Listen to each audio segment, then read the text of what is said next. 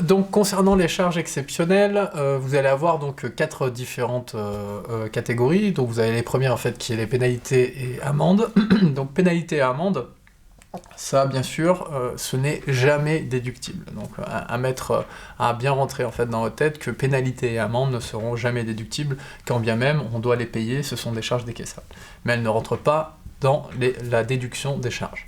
Alors les dons et les mécénats, donc qui constitue en fait une charge exceptionnelle, donc ça va être un don que nous on va faire, donc que notre entreprise va faire à une autre, ou une association.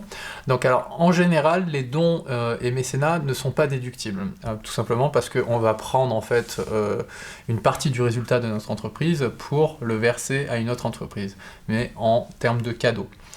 Donc si ce n'est pas dans l'intérêt en fait de l'entreprise, ce ne sera pas déductible. Par contre maintenant, si c'est dans l'intérêt de l'entreprise, effectivement ça deviendra donc une charge déductible parce que c'est considéré en fait finalement comme des relations commerciales, et donc ça s'inscrit dans les relations commerciales, et donc il y a bien un lien commercial entre l'entreprise A qui donne donc à l'entreprise B, et dans ce cas-là donc c'est déductible. Alors concernant donc les acquisitions d'œuvres d'art, celles-ci aussi en fait peuvent être déductibles.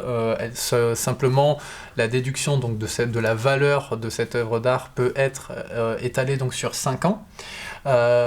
Dans la limite où il ne faut pas que le montant dépasse 5 pour 1000, donc en fait 0,5% du chiffre d'affaires. Donc finalement, vous voyez que si on fait 100 000 € de chiffre d'affaires, eh bien il ne faut pas que notre œuvre d'art dépasse les 500 € pour qu'elle soit déductible.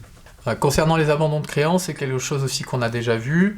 En principe, les abandons de créances en fait sont déductibles quand, bien sûr, c'est lié à lorsqu'il y a un lien commercial donc entre l'entreprise A et l'entreprise B, donc celle qui cède la créance et celle qui bénéficie de la créance, de l'abandon de créance. Et bien là, dans ce cas-là, il y aura bien donc une déduction possible à faire. Et celle qui reçoit l'abandon de créance devra, elle, bien sûr, le comptabiliser en produit imposable, parce que c'est un cadeau, finalement, qui a été fait.